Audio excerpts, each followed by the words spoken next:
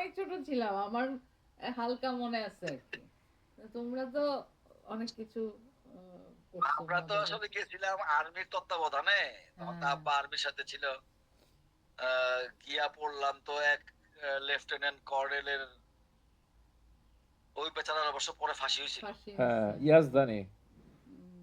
That was mister Yazdani. হ্যাঁ, সেই ইয়াজদানির খপ্পরে পইরা তো আমগো নাকানি জুবানি খাওয়ানি অবস্থা। সে তো হলো ট্রান্সলেশন। প্রোটোকল মেনটেন করা, হ্যাঁ। তার সঙ্গে আমরা খাইতে বসছি, বুঝছো?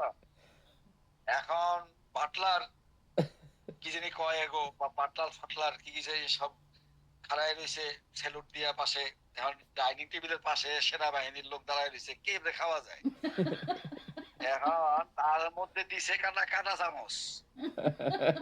এখন মনে করো বাটলার সাথে কাটা কাটা চামচ দিল। চামচের প্রকার। হ্যাঁ। হ্যাঁ, ফরমাল। আমরা তো স্টিফ হয়ে বসে রয়েছি।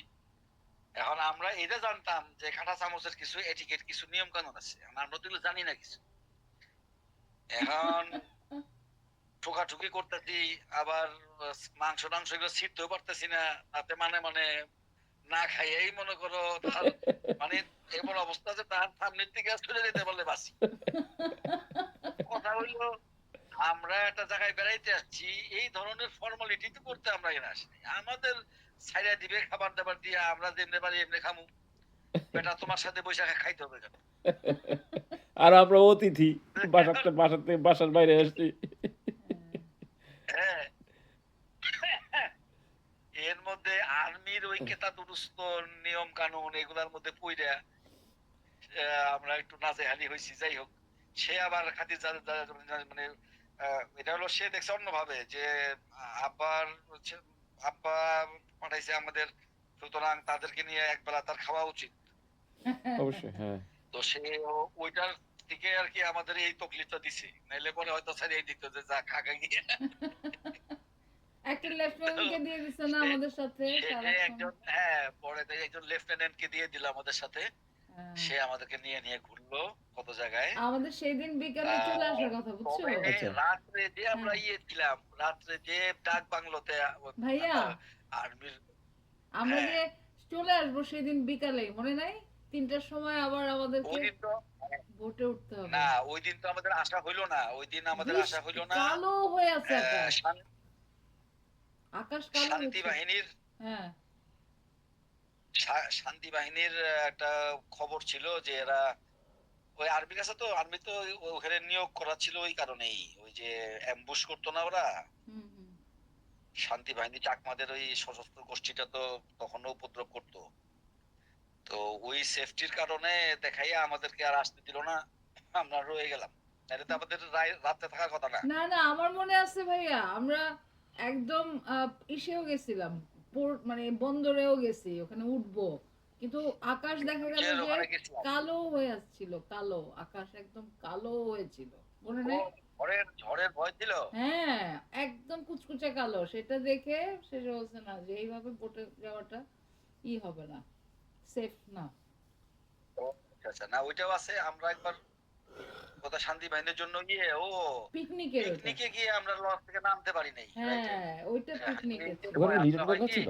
লিটন কাকা ছিল, ওই যে আমরা যেটা এখন যেটা ভাইয়া বলতেছে যে এই গেলাম যে আমরা। কাপ্তাইয়ে যে বেড়াইতে গেছিলাম সেখানে লিটন কাকা ছিল, আমির, মুক্তি, রোজিয়া বা সোহেল, তাই তো? হ্যাঁ, শেষে আমাদের রাত্রে থাকতে হলো, হ্যাঁ, বুঝছো? তো ভাইয়া তখন পরে ওই কলেজে পড়তো না? ম্যাট্রিক পরীক্ষা দিয়ে গেছে, 3 মাসের ছুটি পায় না তখন। ম্যাট্রিক পরীক্ষার পরে সোহেল গেল না, রাঙামাটি তো ভাইয়া একাই ওই গেছে। ভাইয়ারে সময়টা। ভাইয়ারে ইয়াজদানি সাহেব বিশেষ খাতির করছিল নর্ডেম কলেজের কথা শুনে, আমার যত না খেয়াল না পড়ে। না না না, তখন তাহলে তো সে তখন তো সে কলেজে পড়েই ঢোকে নাই নাই। তো। না, রেজাল্টও না দেয় না নাই না তখন। না, আচ্ছা আচ্ছা আচ্ছা আচ্ছা। আবার লিটন কাকাও কি কারণে যেন তখন ওখানে গেছিল, মানে ঘুরতে গেছিল রাঙামাটিতে হ্যাঁ মনে হ্যাঁ, হয়। লিটন কাকা ছিল। তো আর কি, আর রাতে যে থাকলাম ডাক বাংলোতে, ওইখানে আমরা অনেক বান্ধবী অনেক বান্ধবী মজা কবর করছে, করছি। কাকার কাপড় চোপড় সব লুকায় ওইটা রাখছে, বাথরুমে ঢুকছে, এর সব কাপড়। সেদিন আপু বইলা হাসতে হাসতে মরে যাচ্ছে, আপুর অনেক কিছু মনে আছে তার এখনো, বুঝছো? আপুর মনে আছে, হ্যাঁ। হ্যাঁ, ওইখানে কি সোহেলের প্যান্টের চেন ছিঁড়ে গেছিল? তাই হবে। জায়গা মতো যায়। আমার এই একটা ঘটনা ভাইয়া আছে। আমার আসছিল তারপরে জ্বর, আমরা তো রাত্রেবেলা মনে ওই ডাক বাংলোতে আমরা মোটামুটি একাই ছিলাম। হ্যাঁ সেখানে আশেপাশের রুম গুলা খালি। তা আমরা মনে হয়েছে শয়তানি তো কম করি নাই, আমি আর সোহেল মিল্লা। দেখা গেছে আমাদের ঘর থেকে আরেক ইয়ে রুমে যাওয়ার ব্যবস্থা করছিলাম, দরজা খুলে ফেলাইছিলাম। ওখানে গিয়া ওই ঘরে গিয়া ওই ফোমের খাট গুলার উপরে সারা অনেক রাত তো নাচানাচি তারা করছে, জেগেছিল, লাফালাফি করে। কেউ ঘুমায় নাই। হ্যাঁ আমার যে অনেক জ্বর আসছিল মনে নাই, তারপরে ইয়াজদানি ডাক্তার নিয়ে আসছিল। হ্যাঁ, তোমার তোমার জ্বর আসছিল, রাইট। 103 জ্বর উঠে না গেছিল। তবে এরা অনেক খাতির করছে, ওই আর্মির এরা অনেক যত্ন করছে।